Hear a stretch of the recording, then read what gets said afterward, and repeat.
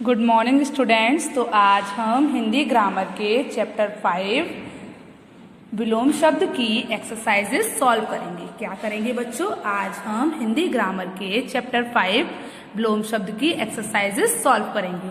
तो चलिए स्टार्ट करते हैं। तो फर्स्ट एक्सरसाइज क्या है? निम्नलिखित प्रश्नों के उत्तर लिखिए। निम्नलिखित प्रश्नों के उत्तर लिखिए। तो हमारा जो फर्स्ट क्वेश्चन है वो क्या है? विलोम शब्द किसे कहते हैं? उदाहरण देकर समझाइए। आपको क्या करना है? आपको बताना है कि विलोम शब्द किसे कहते हैं, उदाहरण देकर समझाना है। जो शब्द किसी शब्द के ठीक उल्टे अर्थ का बोध कराते हैं, ऐसे शब्द जो ठीक उल्टे शब्द का बोध कराते हैं उन्हें हम क्या कहते हैं? उन्हें विलोम शब्द कहते हैं।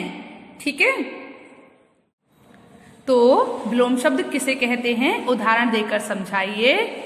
जो शब्द किसी शब्द के ठीक उल्टे अर्थ का बोध कराते हैं उन्हें विलोम शब्द कहते हैं। जैसे अमृत, विष, अंधकार, प्रकाश। एक बार फिर से बोलिए, विलोम शब्द किसे कहते हैं, उदाहरण देकर बताइए। जो शब्द किसी शब्द के ठीक उल्टे अर्थ का बोध कराते हैं उन्हें विलोम शब्द कहते हैं। जैसे अमृत, विष, अंधकार, प्रकाश। चलिए उसके बाद जो हमारा अगला क्वेश्चन है उसको देखते हैं। तो अगला क्वेश्चन क्या है बच्चों हमारा? किसी शब्द का विलोम शब्द लिखते समय किस बात का ध्यान रखना चाहिए? तो बच्चों, किसी शब्द का विलोम शब्द लिखते समय हमें इस बात का ध्यान रखना चाहिए कि जो शब्द है वो तत्सम हो तो तत्सम शब्द का प्रयोग करना चाहिए। अगर तद्भव है तो तद्भव शब्द का ही प्रयोग करना चाहिए। चलिए पढ़ते हैं।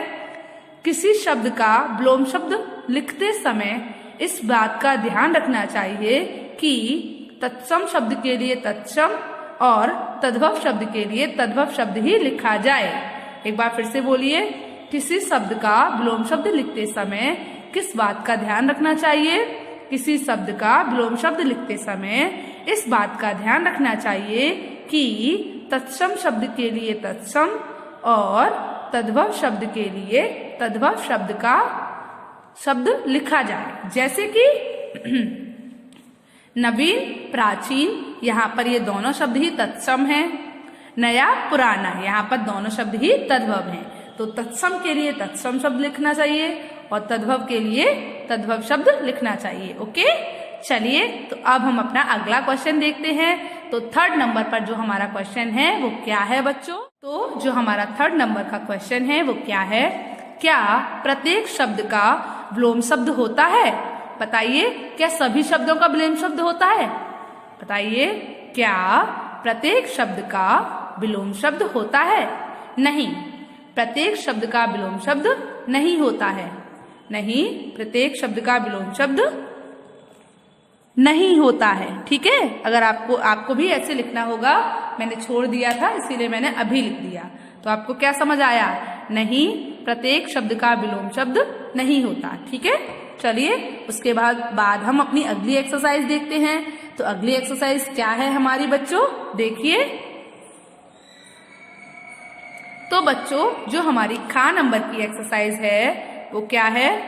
रंगीन शब्दों के विलोम शब्द लिखकर वाक्यों को पुनः लिखिए। आपको क्या करना है? आपको जो रंगीन शब्द हैं उनका विलोम शब्द लिखना है और वाक्य को दोबारा लिखना है। जैसे कि मैं आपको समझाती हूँ। गोपाल अच्छा आदमी नहीं है। तो अब आप क्या करोगे कि गोपाल अच्छा आदमी नहीं है, यहाँ पर रंगीन शब्द आपका अच्छा है तो आप इसका विलोम शब्द लिखोगे। तो कैसे लिखोगे? गोपाल बुरा आदमी नहीं है। कैसे बनाओगे बच्चों? गोपाल बुरा आदमी नहीं है। ठीक है, तो बच्चों आप कैसे करेंगे कि आपको जो भी रंगीन शब्द दिख रहा है उसका आपको विलोम शब्द चेंज करके इस वाक्य को दोबारा लिखना है। तो आपको पता है यहाँ पर आपका रंगीन शब्द क्या है? अच्छा। तो अच्छा का आप विलोम शब्द चेंज करोगे, क्या हो जाएगा? बुरा। तो आप कैसे लिखोगे? गोपाल बुरा आदमी नहीं है। समझ आया? आप कैसे लिखोगे? गोपाल बुरा आदमी नहीं है। गोपाल अच्छा आदमी नहीं है, तो उसका जब आपने विलोम शब्द चेंज किया तो क्या बना? बुरा। तो क्या बना? गोपाल बुरा आदमी नहीं है। इसी तरीके से आपको सारे करने हैं, मैं आपको सिर्फ एक ही समझाया है। अब आगे के देखते हैं। इस काम को करने के लिए तुम्हें क्या हानि है? इस काम को करने में तुम्हें क्या हानि है? तो कैसे बनाओगे आप? हानि का विलोम क्या होता है? लाभ। तो इस काम को करने से तुम्हें क्या लाभ है? इस काम को करने से तुम्हें क्या लाभ है? ऐसे ही थर्ड वाला देखिए, इतनी जल्दी वहां पहुंचना सरल है। अब हम इसका जब विलोम शब्द चेंज करके लिखेंगे तो कैसे लिखेंगे? इतनी जल्दी वहां पहुंचना कठिन है। इतनी जल्दी वहां पहुंचना कठिन है। ठीक है, चलिए फोर्थ नंबर वाला देखिए, तुम्हारी बहन ऋचा मोटी है। अब आप इसका चेंज करोगे तो मोटी का क्या होता है? पतली। तो तुम्हारी बहन ऋचा पतली है। ठीक है, क्या हुआ? तुम्हारी बहन ऋचा पतली है। उसके बाद फिफ्थ नंबर वाला देखिए, रेलवे स्टेशन मेरे घर के पास है। तो क्या बनेगा? रेलवे स्टेशन मेरे घर के दूर है। चलो लास्ट वाला और बना के दिखा देती हूं। जैसे रेलवे स्टेशन मेरे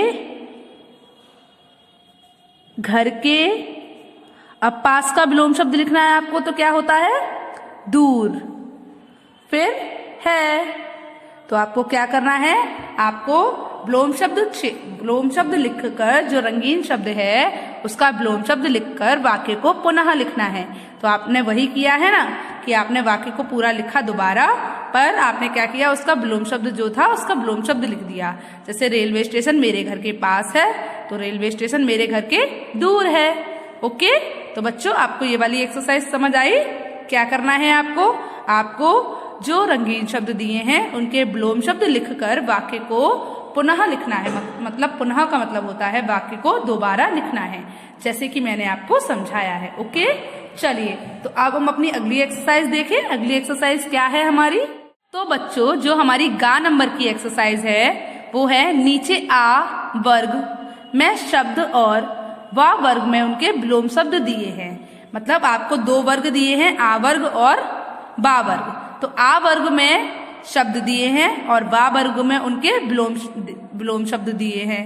शब्द और उनके विलोम शब्द को साथ साथ लिखना है। आपको क्या करना है? शब्द और उनके विलोम शब्द को साथ साथ लिखना है। जैसे कि देखिए, यहाँ पर आ वर्ग में कुछ शब्द दिए हैं और बा वर्ग में भी कुछ शब्द दिए हैं। जैसे आकाश, अस्त, कोमल, खरा, कृतज्ञ, दूषित, पुरस्कार, मुख्य, लघु, बंधन, पाप, निद्रा, सामान्य, शाप, सम, स्थूल, आस्तिक। और यहाँ पर कुछ शब्द दिए थे, यहाँ पर उनके विलोम शब्द दिए हैं। देखिए जैसे स्वच्छ, गौड़, कठोर, जागरण और पाताल, पुण्य, आशीर्वाद, उदय, खोटा, दंड, विशिष्ट, नास्तिक, कृतज्ञ, दीर्घ, विषम, मोक्ष, सूक्ष्म। तो आपको क्या करना है? आपको शब्द है, पहला शब्द देखिए और उसका विलोम शब्द ढूंढिए और उसके सामने लिख दीजिए। जैसे कि मैं आपको दिखाती हूँ, चलिए देखते हैं। तो देखिए पहला जो शब्द है आपका वो क्या है? आकाश। तो आ के शब्द आप लिख लीजिएगा, फिर आप उसमें से बाद में से देख लीजिएगा। तो देखिए पहला शब्द क्या है आपका? आकाश। तो आकाश का विलोम शब्द क्या होता है? स्वच्छ होता है। बताइए, गौड़ होता है, कठोर होता है, जागरण होता है, पाताल होता है। आकाश का विलोम शब्द क्या होता है? पाताल। तो आप उसके सामने लिख दीजिए। अब सेकंड वर्ड आपका क्या है बच्चों? अस्त। तो अस्त का विलोम शब्द क्या होता है? बताइए मुझे। अस्त शब्द का विलोम शब्द क्या होता है? बोलिए, जल्दी बोलिए। अस्त का क्या होता है? बताइए। उदय। क्या होता है? उदय। तो उसके सामने लिख दीजिए, अस्त के सामने। फिर उसके बाद अगला है कोमल। तो कोमल का विलोम शब्द क्या होता है? बताइए। कठोर। तो कठोर लिख दीजिए। ऐसे ही आपको आ के सारे शब्द लिख लीजिएगा और बा में से छाट कर आपको लिखने हैं। चलिए मैं कुछ और शब्द दिखा देती हूँ, पर मैं सब नहीं बताऊंगी। खरा का विलोम शब्द क्या होता है, देखिए खोटा, तो बा में दिया है ना, तो आपने बा में से लिख लिया खोटा।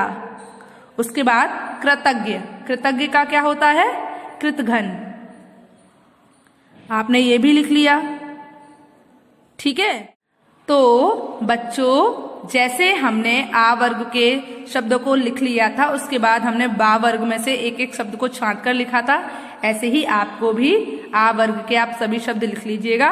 उसके बाद बा वर्ग के विलोम शब्दों में से प्रत्येक शब्द का विलोम शब्द छांट कर उसको बा वर्ग की साइड लिख दीजिएगा। जैसे हमने लिखा आकाश का पाताल छाटा हमने, अस्त का उदय छाटा। इस तरीके से आप भी सभी शब्दों के विलोम शब्द छांट कर उनके साथ साथ लिख दीजिएगा। ओके, शब्दों को उनके विलोम शब्द के साथ लिख दीजिएगा। चलिए, तो अब हम अपनी अगली एक्सरसाइज देखें। अगली एक्सरसाइज क्या है हमारी, तो बच्चों जो हमारी घ नंबर की एक्सरसाइज है वो क्या है, रिक्त स्थानों में रंगीन शब्दों के विलोम शब्द भरकर वाक्य पूर्ण कीजिए। आपको क्या करना है, आपको रिक्त स्थानों में उनके विलोम शब्द भरकर वाक्य को पूर्ण करना है। तो चलिए देखते हैं। जैसे कि आपका पहला सेंटेंस क्या है, वह कायर है, तो उसका विलोम शब्द क्या होता है, कायर का, वीर। तो वह कायर है, वीर नहीं। कायर का विलोम शब्द लिखा आपने वीर, तो क्या सेंटेंस हो गया, वह कायर है, वीर नहीं। समझ आया। चलिए, तो अगला देखिए। अगला क्या है, मोहन तो उपस्थित है पर उसका मित्र अनुपस्थित है, क्योंकि उपस्थित का विलोम शब्द क्या होता है, अनुपस्थित। तो आपने क्या लिखा, मोहन तो उपस्थित है पर उसका मित्र अनुपस्थित है, क्योंकि उपस्थित एक रंगीन शब्द है और रंगीन शब्द का विलोम शब्द आपको लिखना है। तो उपस्थित का विलोम शब्द क्या होता है, अनुपस्थित। तो मोहन तो उपस्थित है और उसका मित्र अनुपस्थित है। चलिए, उसके बाद अगला सेंटेंस देखिए। अगला वाक्य क्या है, सूर्य निकलने पर धूप चमकने लगती है। जब सूर्य निकलता है तो क्या होता है, धूप चमकने लगती है, और बादल होने पर छाया हो जाती है। तो धूप का विलोम शब्द क्या था, छाया। तो सूर्य निकलने पर धूप चमकने लगती है और बादल होने पर छाया हो जाती है। ओके, चलिए, उसके बाद जो 4th नंबर का वाक्य है उसमें आपका जो ग्रीन शब्द है वो है प्रश्न उत्तर। तो आप इसका विलोम शब्द क्या बनाओगे, प्रश्न। तो मैं तुम्हारे प्रश्न का उत्तर नहीं दे सकता, मैं तुम्हारे प्रश्न का उत्तर नहीं दे सकता। तो आपने यहाँ पर उत्तर शब्द का विलोम क्या लिखा है, प्रश्न। चलिए, उसके बाद जो हमारा अगला शब्द है वो क्या है, लाभ, और लाभ का विलोम शब्द क्या होता है, हानि। तो हमने यहाँ पर क्या फिल किया है, हानि। हानि हो या लाभ, इसकी चिंता किए बिना कर्म करते रहो। मतलब आप ये मत सोचो कि आपको हानि होगी या लाभ होगा, मतलब आपको नुकसान होगा या फायदा होगा। हमेशा कर्म को करते रहो बिना इसकी चिंता किए हुए कि आपको फल में क्या मिलेगा। ओके, तो आपको समझ आया कि आपको घ नंबर की एक्सरसाइज में क्या करना है। आपको घ नंबर की एक्सरसाइज में जो रंगीन शब्द दिए हैं उनके विलोम शब्द फिल करने हैं। जैसे यहाँ पर हमने कायर का विलोम शब्द क्या फिल किया, वीर। उपस्थित का विलोम शब्द क्या फिल किया, अनुपस्थित। धूप का विलोम शब्द क्या फिल किया, छाया। प्रश्न का विलोम शब्द क्या फिल किया, उत्तर। लाभ का विलोम शब्द क्या फिल किया, हानि। ओके, चलिए, तो अब हम अपनी अगली एक्सरसाइज देखें। अगली एक्सरसाइज क्या है हमारी, इंगा नंबर की जो एक्सरसाइज है वो है, उस शब्द के चारों ओर गोला खींचिए जो पहले दिए गए शब्द का विलोम है। आपको क्या करना है, यहाँ पर जो शब्द दिए हैं आपको उन शब्दों पर गोला करना है जो इस शब्द का विलोम है। जैसे पहला शब्द क्या है, कटु। तो कटु का विलोम सच होता है, मधुर होता है, भक्षक होता है या द्वेष होता है। कटु मतलब होता है कड़वा और मधुर का मतलब होता है मीठा। तो कटु का विलोम शब्द क्या हुआ, मधुर, क्योंकि आप जानते हो विलोम का मतलब क्या होता है, किसी शब्द का उल्टा अर्थ प्रकट करना। तो कटु का विलोम क्या होता है, मधुर। चलिए, उसके बाद अगला शब्द देखिए। अगला क्या है, अंत। तो अंत का विलोम शब्द क्या होता है, दरिद्र, मृत्यु, आदि अचर। बताइए क्या होता है? आदि। तो हमने क्या किया? आदि पे सर्कल कर दिया। उसके बाद अगला क्या है? अगला शब्द है क्षमा। तो क्षमा का विलोम शब्द दंड होता है। पतन, प्रकट, विष। बताइए आप? दंड। तो हमने क्या किया? दंड शब्द पर सर्कल कर दिया। उसके बाद अगला क्या है? लघु। तो लघु का विलोम शब्द क्या है? अनर्थ, दय, संक्षिप्त या फिर दीर्घ। लघु का मतलब छोटा और दीर्घ का मतलब बड़ा। तो इसका शब्द क्या हुआ? दीर्घ। तो आपने क्या किया? दीर्घ पर घेरा कर दिया। चलिए उसके बाद आपका अगला शब्द क्या है? प्रलय। प्रलय का मतलब होता है, बताइए? खत्म हो जाना। और सृष्टि का मतलब होता है निर्माण करना। प्रलय का मतलब सब कुछ खत्म कर देना, और सृष्टि का मतलब बनाना, निर्माण करना। तो प्रलय का विलोम शब्द क्या हुआ? संसार, सृष्टि, सद्वा या सदय। क्या हुआ? सृष्टि। तो प्रलय का विलोम शब्द क्या हुआ बच्चों? सृष्टि।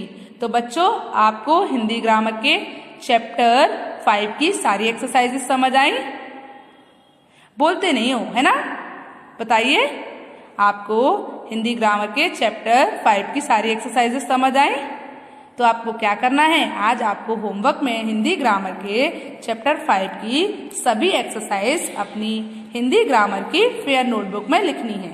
कैसी राइटिंग में? साफ और सुंदर राइटिंग में। एक बात और सुन लीजिए मेरी, आपको सभी एक्सरसाइज बहुत अच्छे से लिखकर नोट डाउन कर अच्छे से उतारनी है।